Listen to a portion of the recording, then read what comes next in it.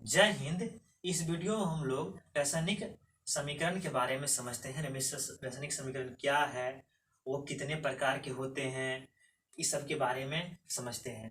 जैसे रासायनिक समीकरण क्या है, तो रासायनिक अभिक्रिया में भाग लेने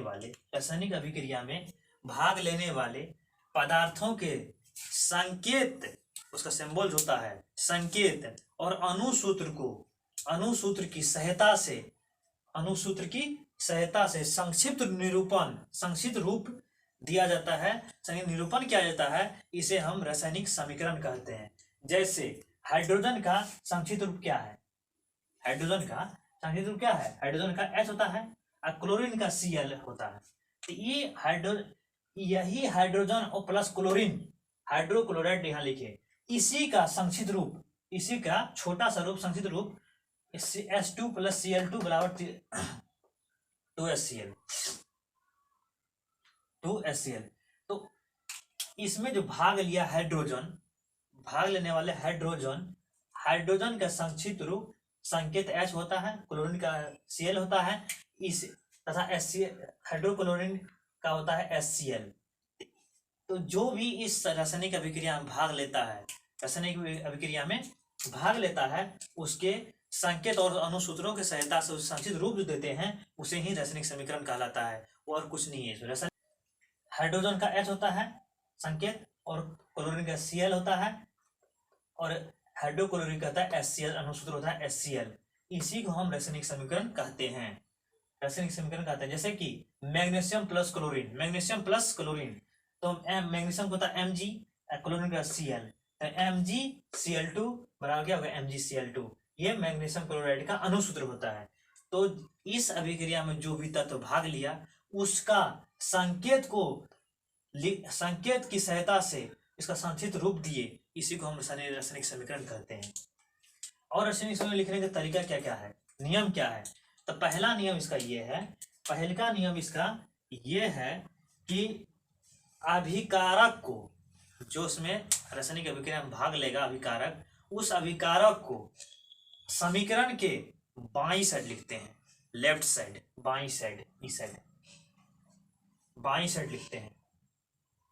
तथा जब एक से अधिक, दूसरा नंबर है, एक से अधिक रासायनिक समीकरण में एक से अधिक अगर पदार्थ भाग ले रहा है, तो उसके उन पदार्थों के, उस तत्वों के बीच में प्लस का चिन्ह दिया जाता है। तथा प्रतिफल को समीकरण के दाईं ओर लिखा जाता है। यदि प्रतिफल एक से ज्यादा हो, तो उनके बीच में प्लस चिन्ह दिया जाता है। प्रतिफल यदि एक से ज्यादा हो, यहाँ प्रतिफल एक से ज्यादा था, C + D, 2 को प्रतिफल था, इसके बीच में प्लस का चिन्ह देना पड़ा। कभी 3 भी होता है, 4 भी होता है, इन सभी के बीच में प्लस चिन्ह दिया जाता है, धन चिन्ह दिया जाता है। तथा प्रतिफलों के बीच धन चिन्ह दिया जाता है। अभिकारक तथा प्रतिफल के बीच तीर चिन्ह दिया जाता है, जो यह बताता है, अभिकारक तथा प्रतिफल के बीच तीर चिन्ह दिया जाता है, जो यह बताता है कि अभिक्रिया किस दिशा में हो रही है।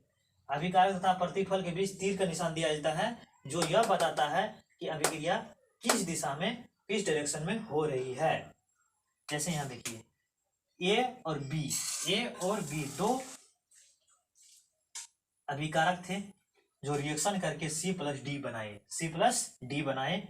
तो यहाँ अभिकारक ज्यादा था, इसलिए यहाँ प्लस चिन्ह दिया गया। यहाँ प्रतिफल भी ज्यादा था, इसीलिए इसके बीच में प्लस का चिन्ह दिया गया है।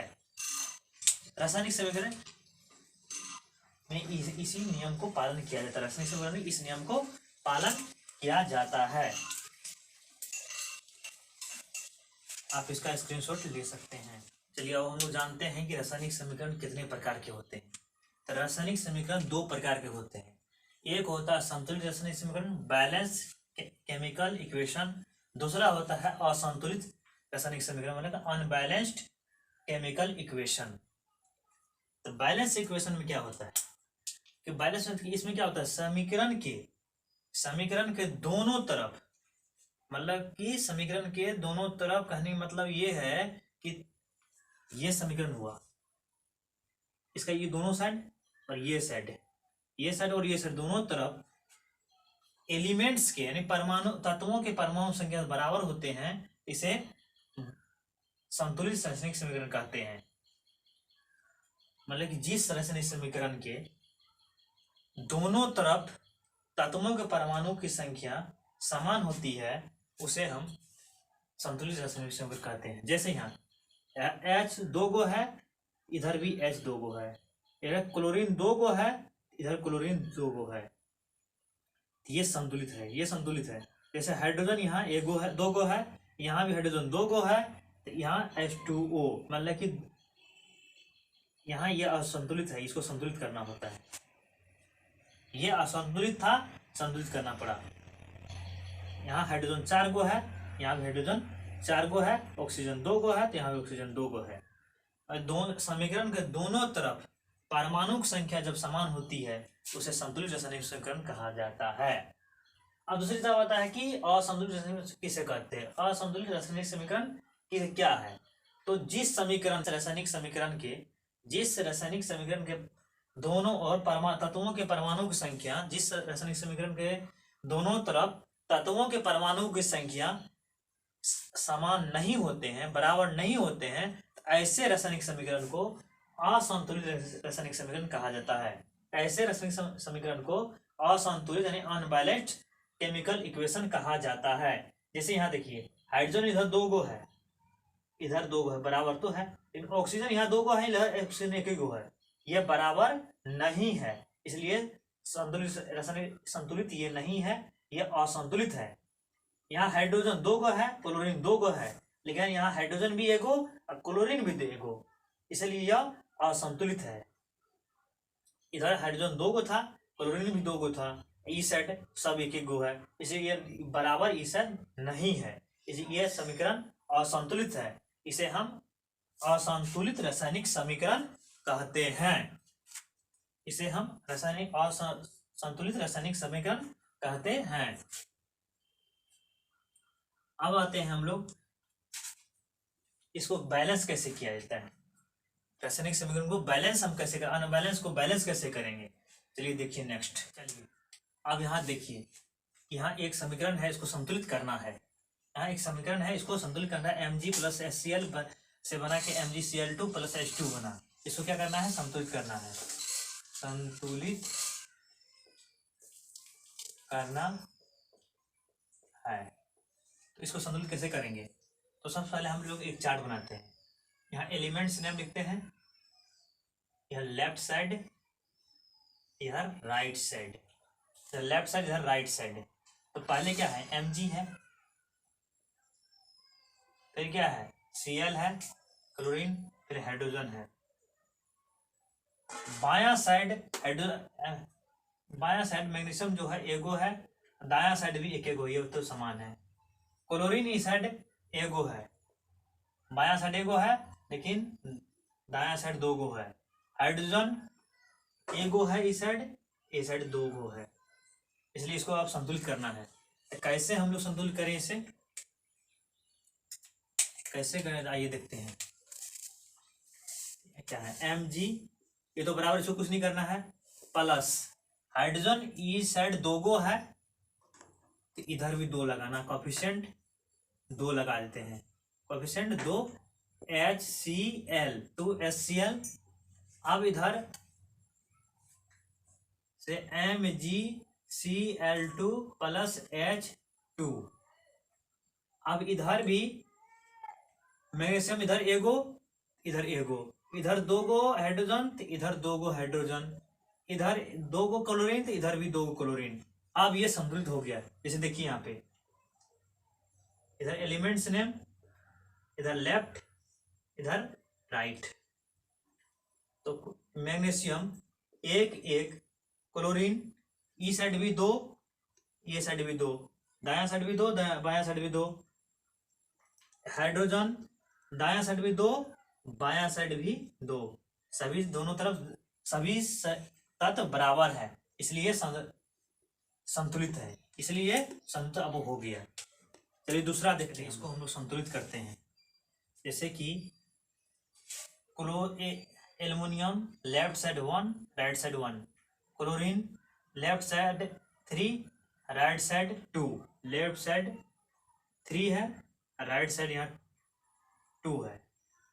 उसके बाद calcium left side 1 right side भी 1, तथा oxygen left side 2 right side 3, hydrogen left side 2 right side 3। अब इसको करते हैं हम लोग संतुलित। यहाँ क्या है, AlCl3 है, यहाँ 3 गो है, यहाँ 2 गो है। तो सबसे पहले हम इसको करते हैं संतुलित। यहाँ 2 है, यहाँ 3 है, इससे ये गुना कर देते हैं 2 से। 2AlCl3 प्लस यहाँ क्या है, CaOH होल 2, इधर 3 है, 3CaOH होल 2 से एरो। अब यहाँ क्लोरीन हो गया 2 गो, अब 2 से इधर भी गुना करना होगा। 2AlOH होल 3 प्लस, अब इधर 3 हो गया था, कैल्शियम 3 हो गया, तो 3 से इधर भी गुना करेंगे। 3CaCl2 अब देखते हैं बराबर हुआ या नहीं, बराबर हुआ या नहीं।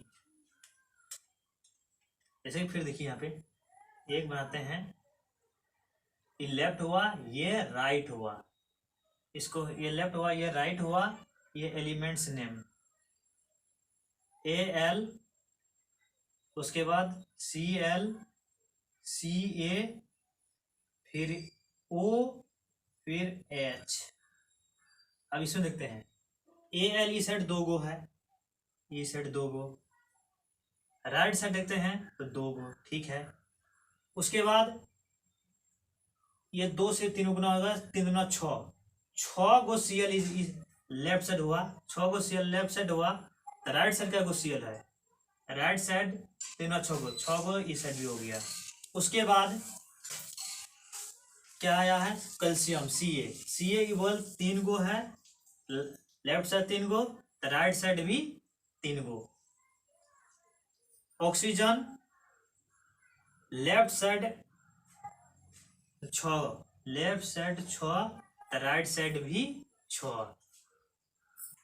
ऑक्सीजन उसके बाद hydrogen left side 6, right side भी 6। ये रासायनिक समीकरण संतुलित हुआ, ये रासायनिक समीकरण संतुलित हुआ। जैसे यहाँ देखिए फिर से, AlCl3 CaOH होल 2 से बना AlOH होल 3 प्लस CaCl2। तो इसको हम चेक किए कि एलिमेंट्स नेम लिखे AlCl CaOH, यहाँ left side Al1, right side भी 1, ये तो बराबर था। उसके बाद Cl left side 3, right side 2। उसके बाद calcium left side 1, right side भी 1। Oxygen left side 2, right side oxygen 3, तथा हाइड्रोजन इक्वल भी 2, राइट साइड भी 2। ये संतुलित नहीं था। इसको संतुलित करने के लिए इधर कै गो एलसीएम, लेकिन क्लोरीन 3 गो था, क्लोरीन इधर 2 गो था, तो 2 से टोटल अणु में गुना कर दिए, तो अब क्लोरीन 6 गो हो गया, तथा एल्युमिनियम 2 गो हो गया। अब इधर क्या है, कैल्शियम 2 गो है, 1 गो है, और यहाँ 1 गो है, इसको छोड़ दिए। लेकिन ऑक्सीजन 2 गो हो गया, इधर भी, इधर 3 गो है, तो 3 से गुना कर दिए ऑक्सीजन, ये भी 3 से इधर गुना कर दिए। 3 से गुना करने पर कैल्शियम 3 हो गया, ऑक्सीजन और हाइड्रोजन दोनों 6 हो गया। अब इस क्या करेंगे, अब इधर 2 गो एल्युमिनियम हो गया, इधर क्या हो गया, 2 गो एल्युमिनियम हो गया, तो इधर 2 से गुना कर दिए, 2 गो एल्युमिनियम पूर गया। इधर कैल्शियम 2 गो था, 3 गो था, इधर भी 3 से हम कैल्शियम गुना कर दिए, ये 3 गो हो गया। अब इधर क्या था, इधर ऑक्सीजन 6 गो हो चुका था, इधर भी क्या ऑक्सीजन, इससे 2 से गुना जैसे किए तो ऑक्सीजन 3 गुना 6, हाइड्रोजन भी 3 गुना 6 गो हो गया, हाइड्रोजन ऑक्सीजन दोनों हो गया। तथा इधर क्लोरीन इधर 6 गो था, 3 से गुना करने के बाद ये 2 Cl2 से इधर गुना हुआ तो क्या हुआ, 3 दूना 6 गो क्लोरीन भी हो गया। आज के लिए इतना ही। जय हिंद।